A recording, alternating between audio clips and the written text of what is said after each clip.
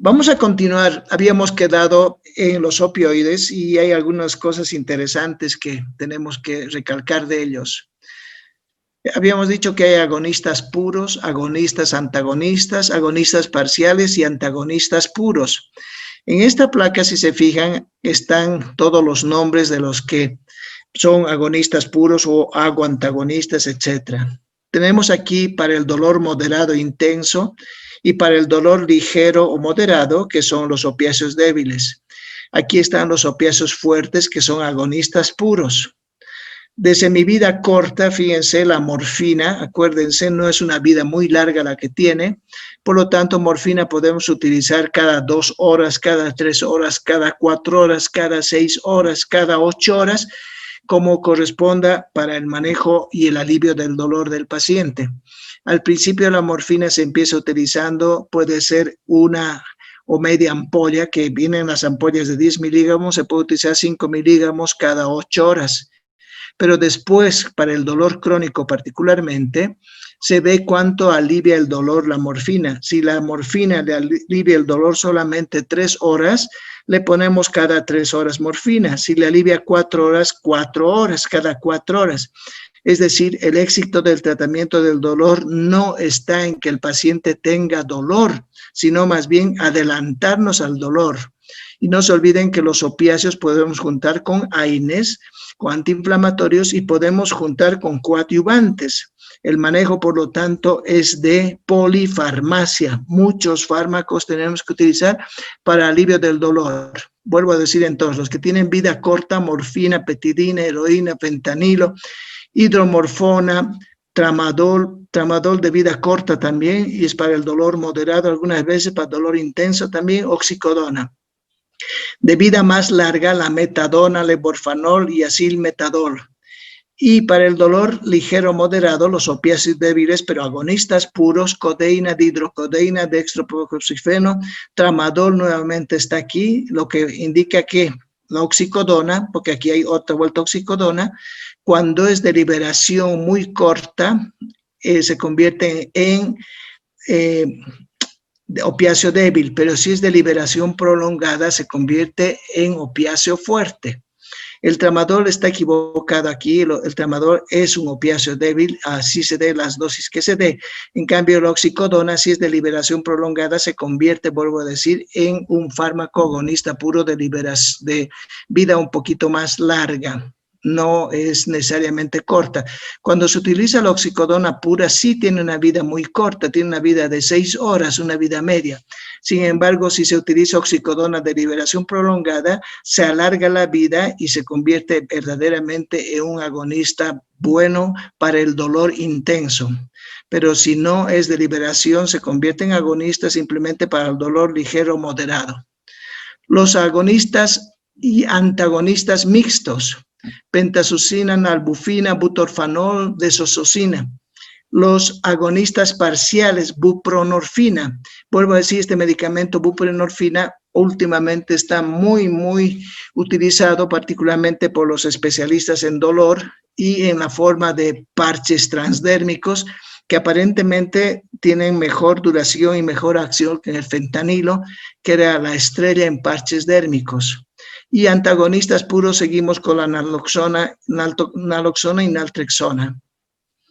Fíjense algunas características de los agonistas puros. Activan receptores MU, su efecto es dosis dependiente, y les había dicho depende, inclusive liberación dependiente. Provocan analgesia espinal y supraespinal, analgesia limitada por efectos adversos. Lamentablemente, los que más ocasionan los opioides son náuseas, vómitos y estreñimiento.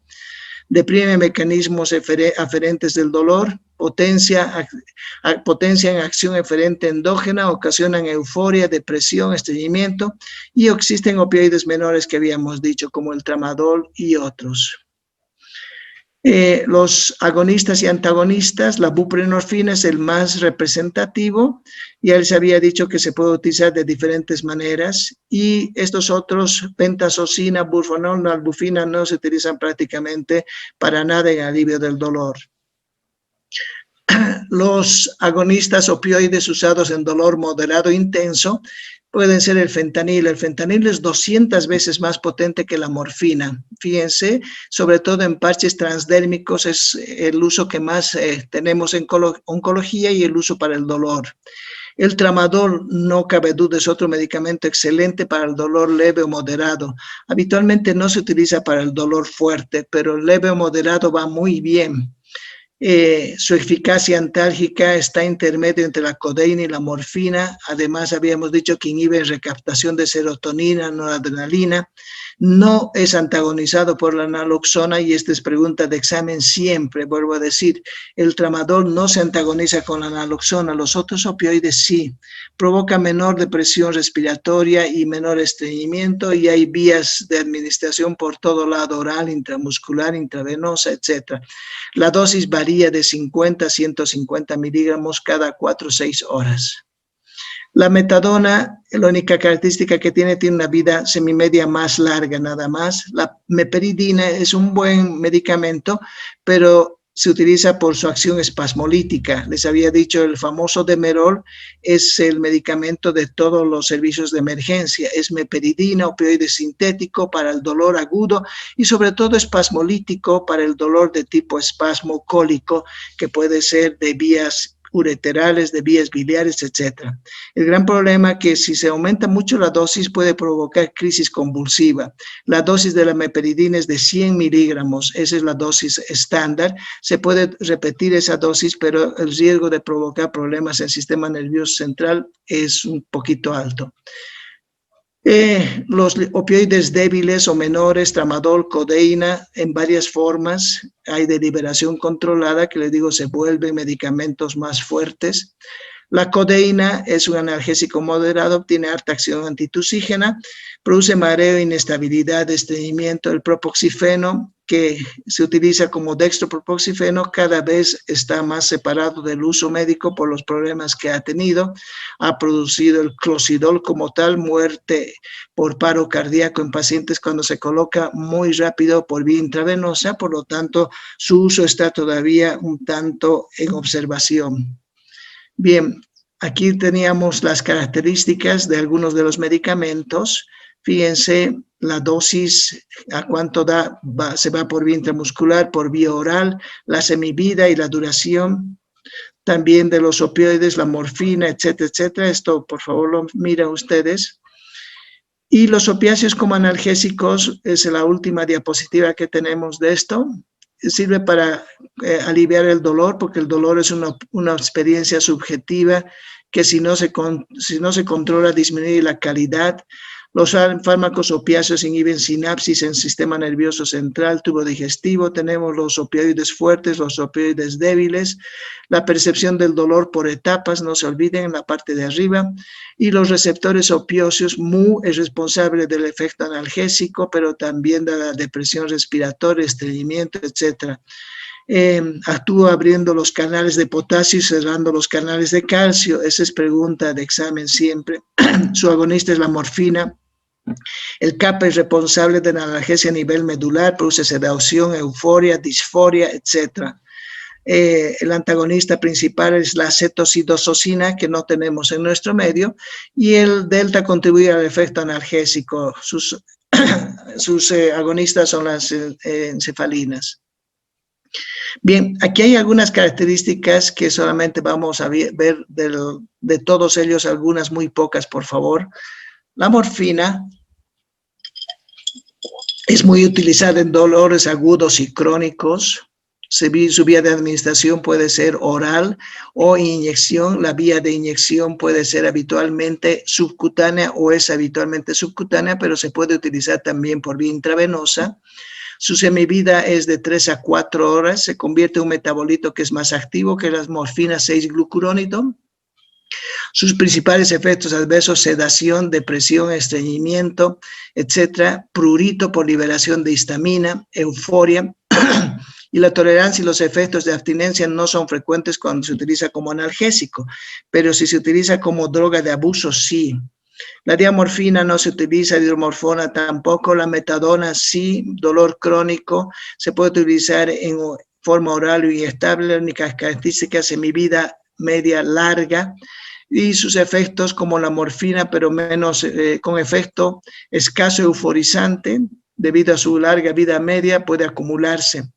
La recuperación lenta hace que el síndrome de abstinencia se atenúe. Por eso este medicamento está indicado cuando el paciente entra en un síndrome de abstinencia por opioides. Los drogadictos tienen que utilizar metadona como rescate y en los servicios de emergencia metadona existe e inyecciones para rescatar del síndrome de abstinencia a los drogadictos porque si no empiezan a tener muchas consecuencias, sobre todo en el área del sistema nervioso. La petidina, muy poco, la buprenorfina, se había dicho que es el medicamento que hoy por hoy está de moda. La pentazocina, muy poco, el fentanilo es excelente, pero sobre todo para vía transdérmica, obviamente que puede utilizarse intravenosa, pero los parches transdérmicos son los mejores y vienen en dosis muy bajas, vienen en dosis de 25, 50 microgramos y hay que utilizar en la medida que el paciente va haciendo tolerancia. Su semivida es muy corta, pero se puede utilizar por parches para hasta 72 horas inclusive, cuando en cambio cuando es intravenosa se utiliza como un anestésico por su vida media muy corta, pero en parche su vida media es muchísimo más alta. La codeína, hemos dicho dolor leve, dextropropoxifeno alguna vez ya no se puede utilizar mucho, el tramadol, dolor agudo, sobre todo postoperatorio y crónico, se da por vía oral o intravenosa, buena absorción, puede producir mareos, alguna vez convulsiones, no produce depresión respiratoria, su metabolito de del tramadol tiene un metabolito que no está, que se llama tiazodona, que es un poquito de acción muy diferente, pero muy rara vez se presenta el metabolito. Y aquí deberíamos poner el tapentadol, el tapentadol, que es el nuevo medicamento que está de moda y se está empezando a utilizar muchísimo en todas partes del mundo. Y hemos dicho las acciones farmacológicas de los opiáceos, todo esto lo hemos hablado. Para prevenir el dolor preoperatorio, posoperatorio, etcétera, etcétera. Esto también lo ven. Y los opioides débiles ya hemos mencionado toditos. Los fuertes también, están aquí algunos resúmenes que pueden leer. Las acciones de la morfina ya también hemos mencionado: analgesia, euforia, sedación, depresión respiratoria, náuseas, vómitos, miosis, disminución de la motilidad con estreñimiento gastrointestinal, etcétera, etcétera. Con sus metabolitos, acuérdense, tiene dos metabolitos, pero el más importante es el morfina 6-glucurónido, que es de mayor potencia inclusive que el mismo medicamento. El analgésico prototipo, ya hemos dicho, es la morfina. La morfina no lo volvemos a hablar, ya está aquí. Fíjense la equivalencia de la morfina con otros medicamentos. 10 miligramos de morfina equivalen a 10 miligramos de metadona, por lo tanto se pueden utilizar en la misma dosis. Aquí está en meperidina, equivale a 100 miligramos, que es el famoso Demerol. Buprenorfina a 0.2 miligramos, codeína equivale a 130 y estas son algo para que ustedes recuerden. 10 miligramos de morfina equivalen a 100 miligramos de tramadol. Tramadol es un fármaco que mucho se está utilizando en nuestro medio, muchísimo. Entonces, fíjense, 100 miligramos de morfina equivalen o 100 miligramos de tramadol equivalen a 10 miligramos de morfina y esta relación tienen que conocerla porque pueden utilizar indistintamente tramadol o morfina. Si el tramadol sube a estas dosis, la morfina es equivalente a 10 miligramos. Pero si el paciente tiene buen alivio con tramadol, hay que mantener tramadol. Esto acordándose de la escala analgésica de la OMS, que nos dice que cuando ya un opiáceo débil pierde su eficacia, pasamos a los opiáceos fuertes. Pero para que vean la dosis equivalente de cada uno de ellos. Los otros grandes problemas son tolerancia, dependencia física y adicción. La tolerancia y la dependencia son procesos adaptativos neuronales. Para la tolerancia, el adicto puede administrarse 3 a 4 gramos de morfina. Estamos hablando dosis de 10 miligramos y aquí de 3 a 4 gramos. Entonces, son dosis extraordinariamente altas que llegan a administrarse los adictos. El síndrome de abstinencia es grave y peligrosa para el adicto y aparece 36 a 48 horas después de la última dosis. Y el síndrome de abstinencia, que se caracteriza por hiperglicemia hipertermia, colapso cardiovascular, temblores, convulsiones y en ocasiones, si no se hace terapia, muere. La tolerancia se desarrolla con gran rapidez y va acompañado de un síndrome de abstinencia física. No se conoce el mecanismo exacto de la tolerancia, no es de origen farmacocinética y la disminución de receptores no es un factor importante. La dependencia se limita a los agonistas de receptores Mu, mientras que los antagonistas de estos desencadenan el síndrome de abstinencia. La dependencia tiene dos componentes, hay que acordarse, una dependencia que es física, asociada al síndrome de abstinencia, y la otra dependencia psicológica, asociada a la ansiedad, a las ansias, y que dura meses o años porque el paciente quiere seguir utilizando o el adicto quiere seguir utilizando esos medicamentos. La dependencia psicológica es rara en pacientes que se administran con fines analgésicos, pero vuelvo a decir, aparece común en pacientes que son drogadictos. Bien, para aliviar los síntomas de abstinencia pueden utilizarse agonistas receptores débiles y el mejor y el que más se utiliza es la metadona. ¿Estamos? Bien. Las reacciones adversas las hemos visto, estreñimiento, náuseas, vómitos, que son las más comunes, sedación, delirio, depresión respiratoria, y esto no debe ocurrir con dosis normales, excepto si se da intravenosa y muy rápido. El gran problema de los médicos generales es que tienen mucho temor a la depresión respiratoria y no utilizan opiáceos. Hay que utilizar. El tramadol no produce depresión respiratoria, la morfina sí, pero hay que utilizar en dosis un poquito bajo y hay que ascender después la dosis para que el paciente esté con el alivio del dolor adecuado. Aparece sobre todo en sobredosificación cuando se inicia de golpe mucha cantidad de morfina y si no hay el antídoto específico es la naloxona, fíjense, a dosis de 0,4 miligramos diluido en solución salina en una jeringa de 10 cc, se va colocando cada momento que el paciente empieza a sentir la depresión respiratoria, se puede colocar hasta 4 o 5 veces la naloxona. Otras reacciones son mioclonías, se relaciona sobre todo cuando se asocia o cuando se trata con otros medicamentos, particularmente si se asocian benzodiazepinas, y estas mioclonías significan contracciones involuntarias de los músculos, retención urinaria con todos ellos se produce y a veces es necesario colocar una sonda. Prurito y disestesias también hemos dicho que pueden aparecer. Aquí fíjense el prurito y las disestesias, porque se produce una liberación de histamina y aquí aparece un medicamento que es interesante, que es el propofol. El propofol es un anestésico que se utiliza alguna vez como analgésico, pero es un anestésico derivado opioide también. Cede parcialmente el prurito y disestesias con naloxona o con dosis pequeñas de propofol, dosis pequeñas. Recuerden del propofol porque uno de los fármacos que utilizaba Michael Jackson y que murió por una depresión respiratoria fue por el uso de propofol, pero en dosis muy altas. Tienen que conocer ese medicamento entonces.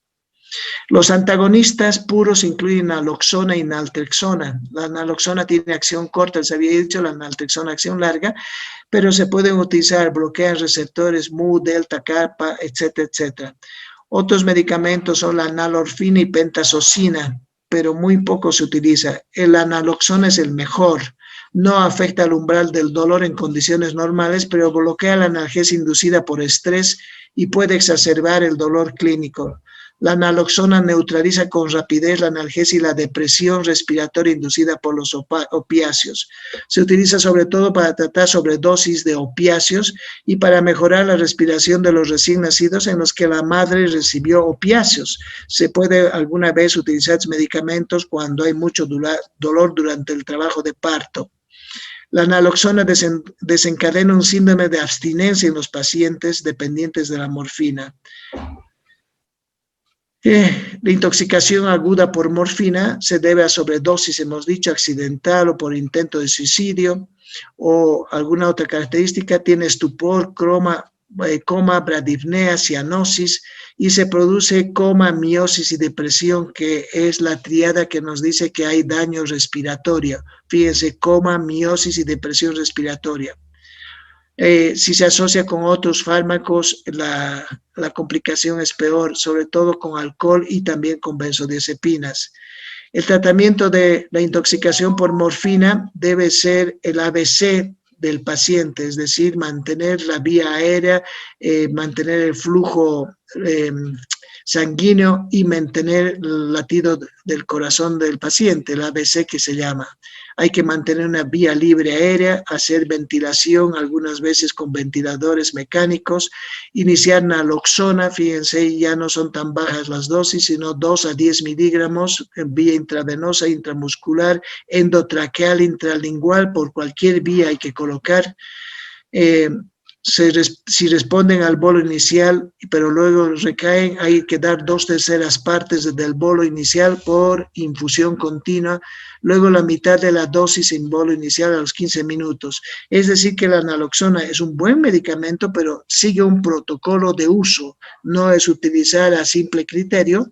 Hay protocolos en los hospitales cuando los pacientes llegan con adicción y sobre todo con sobredosis de morfina u opiáceos, heroína, y ahí se empiezan a utilizar estos fármacos. Los efectos de la intoxicación de opioides duran 48 a 72 horas, por lo que no debe suspenderse prematuramente la naloxona. La naloxona ya la hemos visto, se utiliza así.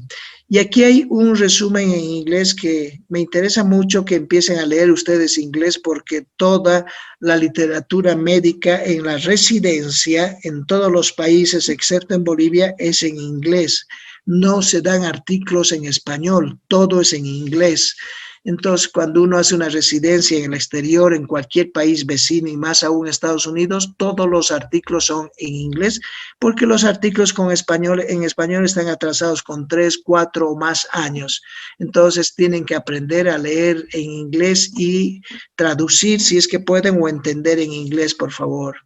Aquí está todo en inglés. Los péptidos endógenos son las endorfinas, encefalinas, dinorfinas, que lo hemos visto muchas veces. La familia de receptores mu, kappa y delta. La acción presináptica y postsináptica es por utilizar receptores de tipo GI acoplados a la proteína G, pero G inhibidora. El mu es el más importante, la morfina es el prototipo de los agonistas mu. La morfina, ya hemos dicho, es buena para la analgesia, lo único que hace es aumentar la tolerancia al dolor y disminuir la percepción y reacción al dolor. No corte el dolor, por favor. Produce sedación, depresión respiratoria porque inhibe el centro respiratorio de la respuesta con CO2.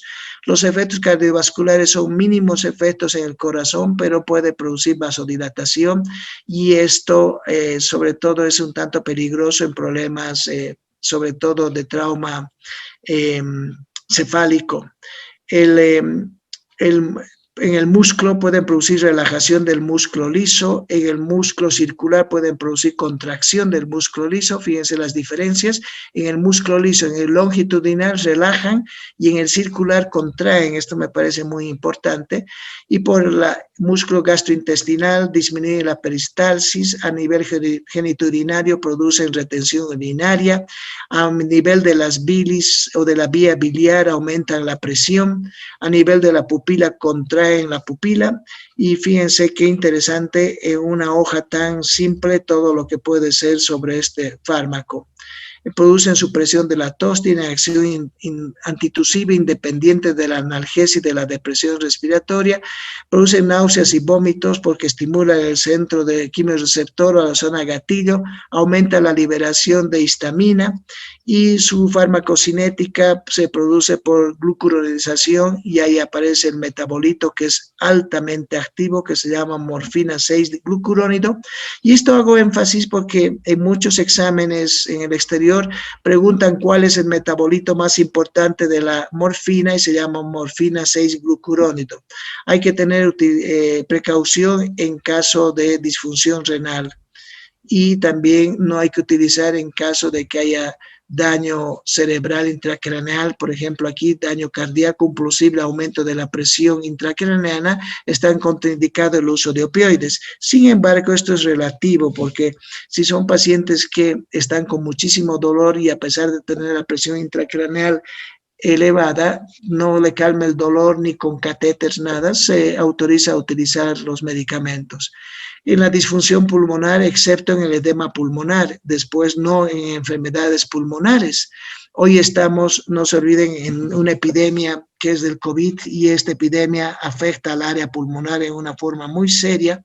Entonces, como no hay edema pulmonar, se podría no utilizar la morfina en esos. La única situación en que se utiliza en enfermedades pulmonares es cuando hay edema de pulmón, y esta es también una pregunta de examen que sale para las preguntas que se van a hacer en el parcial. Cuando hay disfunción hepática y renal, hay una posible acumulación. Cuando hay deficiencia de hormona tiroidea adrenal, se produce un exceso de la respuesta, y en el embarazo puede utilizarse, pero el gran problema es que produce depresión en el recién nacido o dependencia, excepto la meperidina. Entonces también esta es pregunta de examen, por favor. Los agonistas absolutos son la meperidina, hemos dicho también que tiene un poco de acción antimuscarínica, no produce miosis, puede producir un poquito de taquicardia, no espasma, no altera al área gastrointestinal o genitourinario, se metaboliza por el citocromo P450, es un metabolito que se llama normeperidina y puede hacer que se inhiba la recaptación de serotonina. La metadona es usado para mantener a los adictos opiáceos. No se olviden que esto es siempre lo que se pregunta. La codeína para suprimir la tos, analgesia, y usado en combinación con AINES. Agonistas parciales, la nalbufina, pentazocina, y hemos visto todo esto. Antagonista, naloxona, naltrexona, etc. Los efectos colaterales de los analgésicos opioides son agudos o tóxicos, o pueden ser no agudos, y la clásica triada de una toxicidad es la pupila puntiforme, la depresión respiratoria y el coma, y el manejo de la toxicidad se hacen con medidas de soporte y el uso de naloxona. El abuso de los opioides analgésicos produce tolerancia, y hemos dicho que ocurre por efectos generales, excepto miosis y constipación. También se produce dependencia física y psicológica, y puede haber un síndrome de abstinencia donde hay lágrimas, rinorrea, salivación, ansiedad, sudoración, espasmos musculares, y inclusive puede haber dolores de origen de sistema nervioso central. Todo el manejo del síndrome de abstinencia es manejo de soporte, metadona y clonidina. También los opiáceos que pueden utilizarse, que no están relacionados con el dolor, son la loperamida para la diarrea y el dextrometorfano para la tos. Este medicamento es el que más se receta en nuestro medio, no tiene acción analgésica, pero es muy bueno para calmar la tos cuando es una tos seca y al paciente lo tiene extraordinariamente cansado por esa tos. Y para las diarreas, la loperamida, en caso de que no sea una diarrea infecciosa, se utiliza muchísimo. Bien, este es un resumen de todo lo que hemos visto. Aquí también hay algunas consideraciones de analgésicos potentes que están en portugués, que lo van a ver. Uno de los medicamentos que utilizan muchísimo los anestesiólogos es ketamina.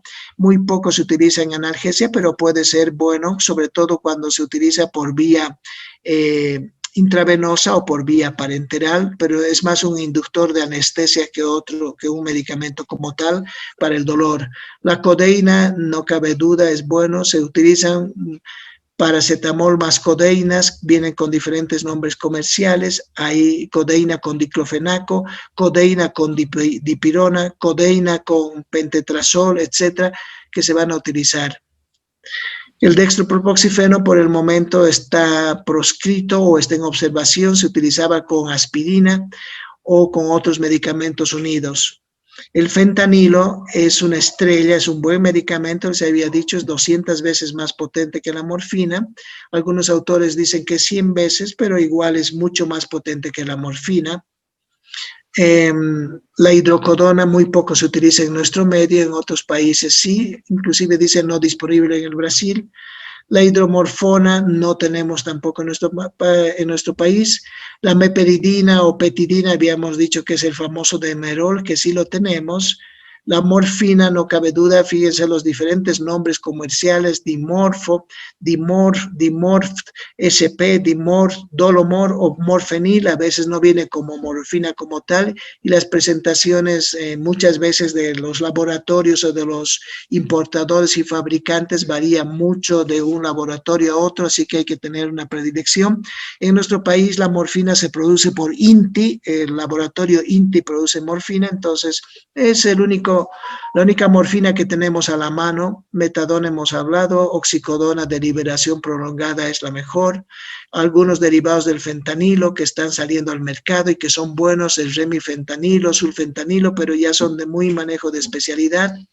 Y aquí hay otras consideraciones, también ya habíamos visto de la morfina, el dolor entre moderado y grave, analgesia para un paciente con un respirador mecánico, produce estreñimiento, náuseas, vómitos, mareos, sedación, retención de orina, la contraindicación, el asma grave, el hilo paralítico, la depresión respiratoria. Esto voy a aumentar un poquito porque me interesa que lo vean bien.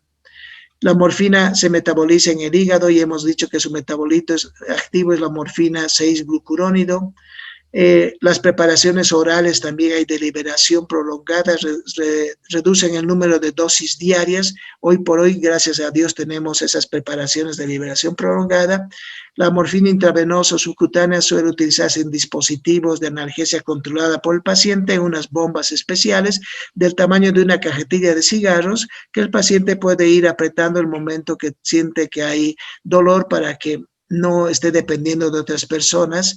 También se puede colocar morfina epidural, intrarraquídea, produce una analgésica muy eficaz porque va a alcanzar concentraciones elevadas en el asta dorsal de la médula espinal y es donde hace la primera sinapsis, no se olvide, la vía ascendente del dolor. La codeína, dolor entre leve y moderado, los mismos que la morfina, pero puede producir un poquito de convulsiones. Las contraindicaciones, no dar en bebés recién nacidos o bebé prematuro, es menos eficaz que la morfina para el tratamiento del dolor, sigue siendo como antitusígeno y antidiarreico, un derivado muy bueno. La quinidina reduce los efectos analgésicos de la codeína. La oxicodona y hidrocodona ya lo hemos mencionado, el tramadol entre dolor leve y dolor intenso, el dolor dental también. ¿Alguna vez se ha visto infarto de miocardio con el tramadol? Ese es el cuidado que hay que tener, pero las más de las veces náuseas, mareos, estreñimientos y somnolencias puede producir depresión respiratoria. El tramadol es muy poco adictivo, por lo tanto se puede utilizar en los pacientes sin ese riesgo de adicción que pueda tener el paciente. Combinado con paracetamol es muy bueno. La metadona, el fentanilo, ya hemos hablado de ellos. De los nuevos, remifentanilo, levorfanol, también de la buprenorfina, vuelvo a decir, disponible en aerosol o está este momento disponible en presentaciones en parches que son muy eficaces. De los antagonistas, ya habíamos dicho naloxona, naltrexona, la única contraindicación que hay una hepatitis aguda, pero si el paciente está verdaderamente en una depresión respiratoria, no importa eso porque tiene que salir y tiene que estar mejor, tiene que vivir en una palabra. De los analgésicos no esteroideos, ya habíamos visto todo lo anterior. Y aquí tenemos para la gota. La gota es otro tema que se trata en este capítulo de analgésicos. Y no se olviden que la gota se debe al aumento del ácido úrico. El ácido úrico depende de su valor en hombres y mujeres. En mujeres se considera el ácido úrico máximo hasta 6 miligramos y en varones hasta 7 miligramos por decilitro. Pero se ve que los varones pueden llegar a umbrales muy altos sin necesidad todavía de tener crisis de gota muy fuertes. Pero ya arriba de 7 significa hiperuricemia y el paciente puede estar asintomático como puede estar con unos pequeños síntomas. Cuando es una hiperuricemia que esté en estos márgenes y no tiene síntomas, no hay ninguna intervención farmacológica. Cuando ya es una gota aguda, fíjense las manifestaciones, el paciente tiene artritis, y normalmente en la primera articulación metatarsofalángica el dolor es atroz, muy fuerte, y ahí se utiliza AINES, colchicina y glucocorticoides. Hay algunos autores que dicen que deben mezclarse estos tres medicamentos, otros que solamente colchicina y AINES y otros que colchicina y glucocorticoides. Fíjense lo que les ha dado en la clase teórica para que concuerde con lo que estoy diciendo y utilicen los medicamentos de la persona que ha expuesto gota en la clase teórica, por favor. Yo, para un paciente con gota agudo, utilizo los tres medicamentos. Considero que son los mejores, como AINE, la indometacina, colchicina de 0,5 miligramos y glucocorticoides, utilizo la dexametasona o la betametasona. Y va muy bien, paciente logra un alivio. Ese es en la gota aguda. Entre las crisis puede no haber ningún síntoma y ser el paciente asintomático, no se hace ninguna intervención farmacológica.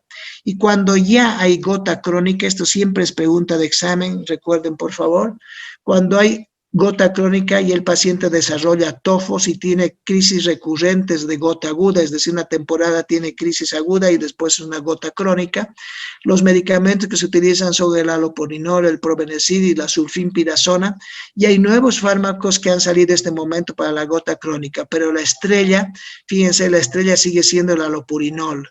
Entonces, vamos, la colchicina en la gota aguda y en la gota crónica el halopurinol. Son medicamentos que sí deben conocerlos. Y hay algunos uricosúricos como la sulfimpirazona y otros nuevos medicamentos que han salido. Bien, la colchicina es un excelente medicamento. No vamos a leer con qué interacciones tiene, pues esto lo van a revisar ustedes. Muy rara vez se utiliza ciclosporina, no se olviden que ciclosporina es un mediador inmunológico. Tracolimus no se utiliza, el verapamilo sí se utiliza como un vasodilatador. Vuelvo a decir, la ciclosporina, tracolimus, y aumenta la excreción biliar o pueden detener la excreción biliar y detienen la excreción urinaria, pero rara vez se juntan esos fármacos con el paciente que va a recibir colchicina. La colchicina y el halopurinol son excelentes medicamentos, había dicho, para tratar a la gota, ya sea gota aguda o gota crónica. Si ustedes se fijan cómo se forma el ácido úrico, este simplemente es un recuerdo. Se formaban del ATP, se formaban las xantinas y a partir de la hipoxantina, tanto del ATP como el GTP, por la misma enzima xantina oxidasa se producía ácido úrico. Estas son las dos xantinas que se conocen y la enzima xantina oxidasa. El halopurinol inhibe a la xantina oxidasa, por lo tanto evita la formación de ácido úrico. El halopurinol, si ustedes se fijan, se parece muchísimo a la hipoxantina. En una palabra, esta xantina oxidasa no lo reconoce como si fuera un medicamento, un compuesto extraño. La xantina oxidasa cree que es hipoxantina y metaboliza al halopurinol, a oxipurinol, pero no a ácido úrico. Y ese es el objetivo del uso del halopurinol, evitar la formación del ácido úrico, confundir en una palabra, algunos autores llaman directamente inhibir a la xantina oxidasa, pero en realidad no está inhibiendo, lo que está haciendo está compitiendo el halopurinol por la hipoxantina u otras xantinas y forma el oxipurinol, que no es ácido úrico, que no es tóxico y no va a ir a depositarse a las articulaciones.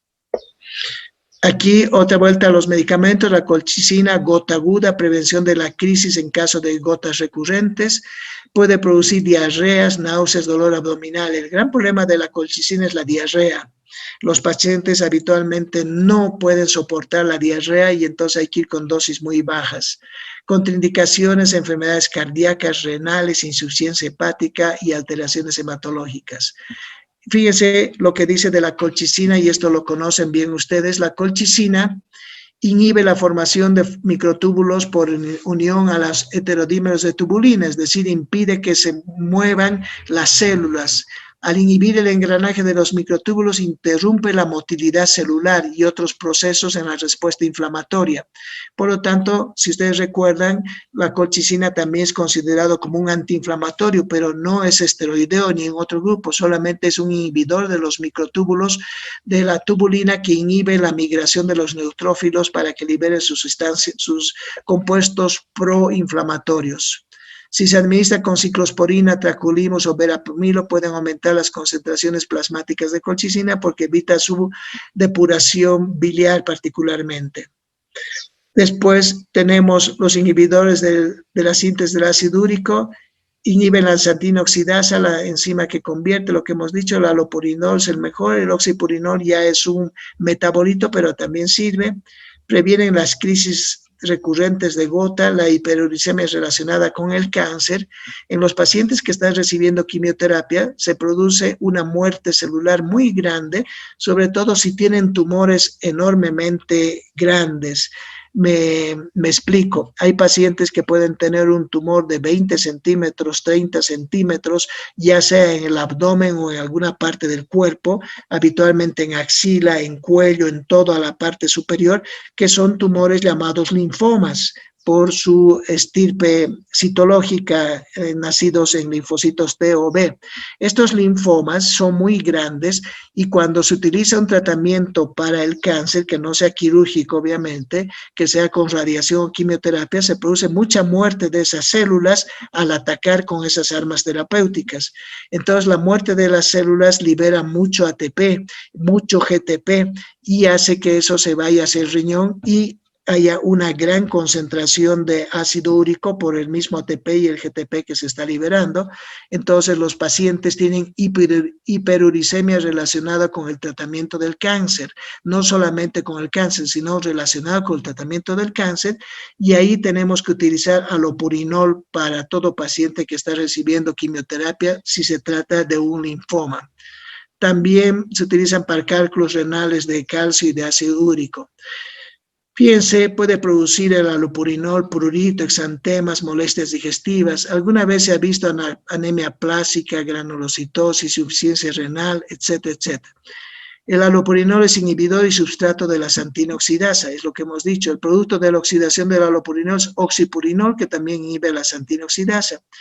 El oxipurinol se utiliza de forma compasiva, es decir, no se utiliza habitualmente. Estos fármacos aumentan concentraciones de azatioprina y 6-mercaptopurina, que son otros medicamentos para el cáncer, pero no para el linfoma. La amoxicilina, ampicilina y los diuréticos tiazidos pueden aumentar el riesgo de exantema. Por lo tanto, en los pacientes que van a utilizar allopurinol, procuren no utilizar estos medicamentos a menos que sea absolutamente necesario. Aparece otro medicamento que es el febuxostat, que son nuevos medicamentos para la prevención de la crisis de gota recurrente, puede producir alteraciones de enzimas, etc. Es un inhibidor no purínico de la molécula pequeña de xantina oxidasa. Este seguro pregunta de examen porque lamentablemente todo lo nuevo y todo lo que no hay en nuestro medio preguntan. El febuxostat no tenemos en nuestro medio. Bien, lo que sí tenemos es colchicina, allopurinol, que deben saber.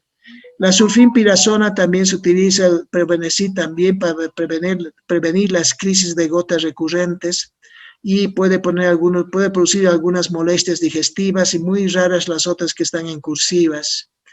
En crisis de gota aguda se puede utilizar, en discrasias hemáticas, coadministrar con salicilatos en cálculos renales del ácido úrico.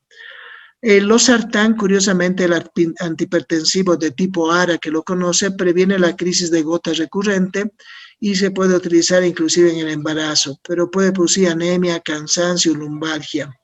Y otros que aumentan el metabolismo del ácido úrico, tenemos la rasburicasa y la pegloticasa, que seguro van a preguntar en el examen.